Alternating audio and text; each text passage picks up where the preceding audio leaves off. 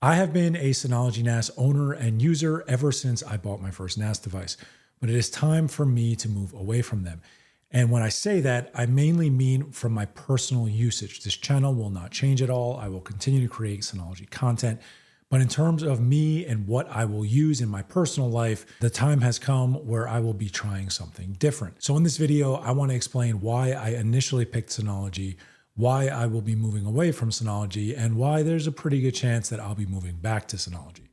Now, what initially pushed me to Synology in the first place was mainly that I was comparing it to FreeNAS at the time. And if you looked at FreeNAS at the time, which is now TrueNAS Core, and there's even TrueNAS Scale, which we'll get to in a little bit, but when you looked at those options, you weren't only selecting between the actual softwares that you could use, but you were more selecting between the actual hardware that you could use as well. And that's what ultimately got me into Synology. What ended up happening was started to look at FreeNAS builds, potentially building my own server, potentially buying server equipment. And what I eventually got to was this is a ton of work for me to really just have a basic and ordinary NAS device. And then what kind of pushed me towards Synology was I wanted to take a step back and see what could be the actual easiest thing for me to maintain. And the easiest thing for me to maintain and implement at the time was Synology. And I'm very grateful I went down that path, because if I didn't, then none of this channel would exist, WunderTech wouldn't exist, etc. But the main reason was generally ease of use and maintainability. It was very easy for me to configure it and maintain it. And that was the most important thing that I personally needed. Then you could throw on some other benefits like reliability and power consumption. The fact that you just bought a little device, threw it in the corner, it was super power efficient, provided all the actual NAS functionality that you needed, and was an easy to configure device, which has even gotten easier with DSM-7 since it was an older version at the time. Now, what started as a basic device ended up kind of morphing into something more and actually utilizing a lot of Synology's first-party applications. So things like snapshot replication, hyper backup, Synology Photos, Synology Drive, Active Backup for Business. These are all tools that when I went down the Synology path, I didn't know that I was actually going to want or use, but I got them and I ingrained them into everything that I do on a day-to-day basis.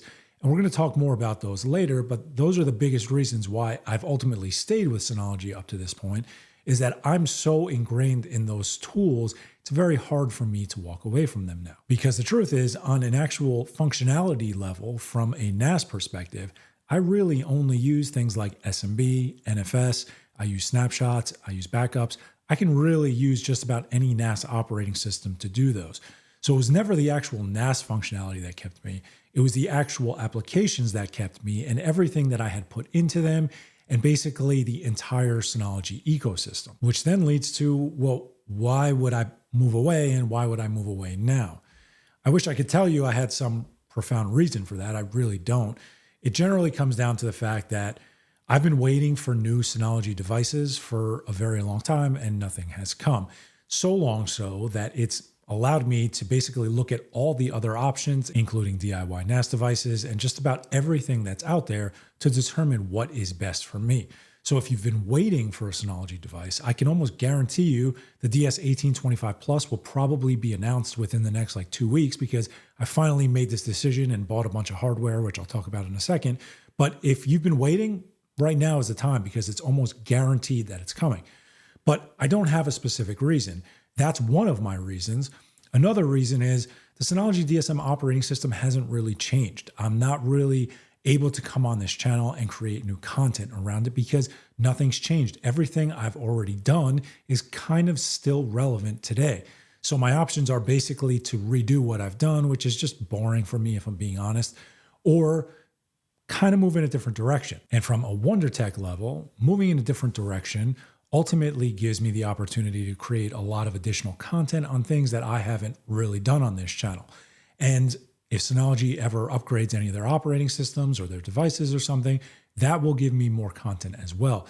But kind of continuing down this path where there's been just about nothing that's changed in the better part of 6 to 8 months, outside of kind of bad things in terms of the DSM 7.2.2 update and what was taken away from the actual NAS in terms of codecs and video station and stuff like that. And it's just not evolving the way that you'd expect. Maybe Synology's going down a different path. Maybe they're just going down a different path for the past few years, and then they're going to get back to these home devices. It's impossible to say.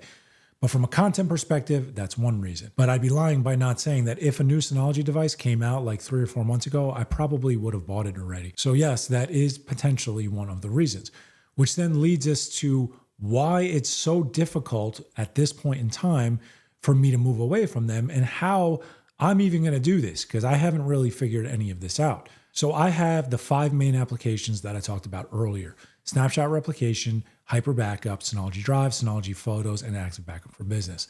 I have to replace those. For Snapshot Replication and Hyper Backup, those are easy. Right now, I plan on using TrueNAS Scale, and I could just basically use out-of-the-box standard functionality in TrueNAS Scale to do exactly what I was doing on the Synology NAS in TrueNAS. However, the 3 other applications are a little harder. So for Synology Photos, I have to implement something using Docker. I'll most likely be using a tool called Image. I haven't really ever used it. And the worst part about it is that I've been using Synology Photos ever since it came out. So I have albums and stuff like that. And I can move over all of my photos, but it's going to be a little bit of work to kind of get it back into the state that it's currently in. So that kind of sucks. Number 2 is Synology Drive. If you followed this channel for any length of time, you will know how much I love Synology Drive. Right now, I think I'm going to go down the Nextcloud path. I'm not entirely positive if it's going to do everything that I am currently doing. I know it actually does way more than Synology Drive.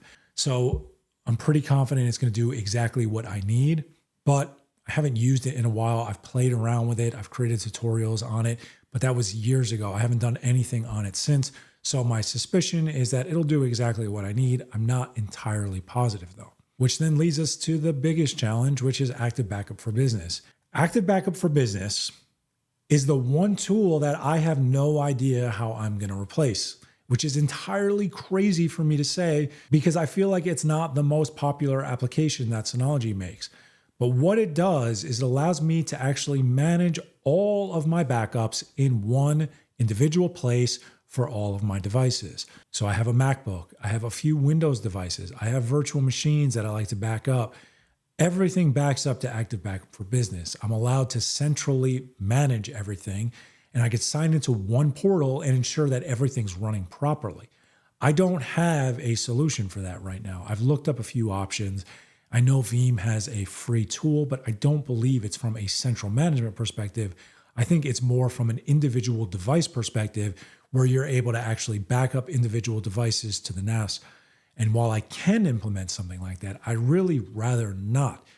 So this is the one thing, if you have any suggestions, please leave them in the comments because I genuinely don't know how I'm going to replace that.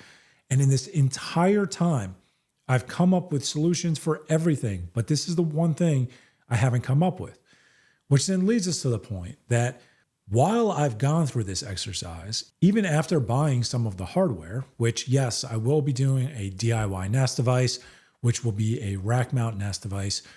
As I'm building a rack right now, there's a lot going on. A lot is changing. If you've been following the channel for a few weeks, you're probably aware of that. But a lot has been changing, and this is kind of the next step in that path.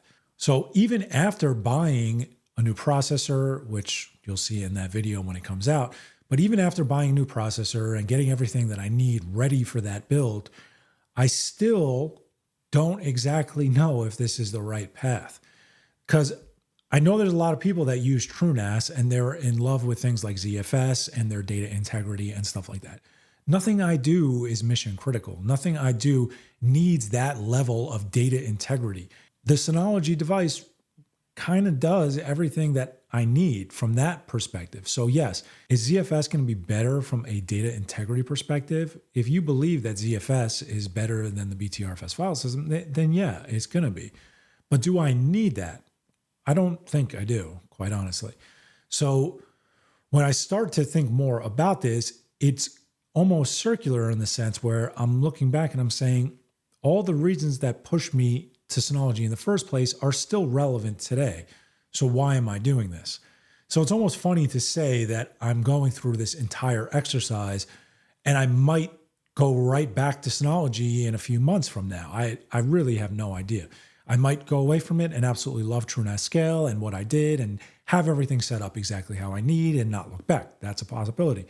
It's also a possibility is that I do all that and I realize that this was a complete waste of time. So funny enough, if you're in the market for a low-powered, reliable, rock-solid NAS device, your best option is probably going with a Synology NAS device. There are other NAS manufacturers out there, but none of them, as of right now, are nearly as good as Synology DSM is from an operating system perspective.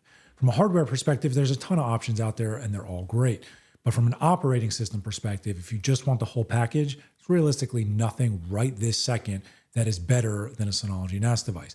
The best option moving forward past this will probably be the Unify UNAS Pro, but we're not even close on a functionality perspective comparing Synology DSM to the UNAS Pro's operating system. But again, even that's not a fair comparison because the actual UNAS Pro, it doesn't sound like is designed to compete with Synology. They kind of want to just be a NAS in the first place, but that's a little out of scope for this.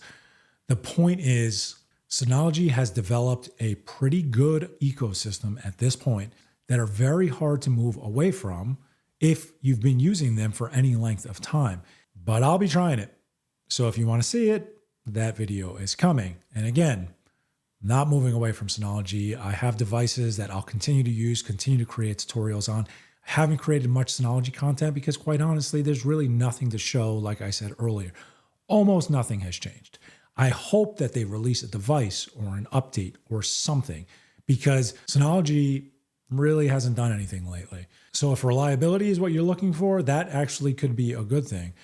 But if you're looking for any new features, functionality, new devices, stuff like that, right now Synology is lacking a little bit. So I'm going to try this out.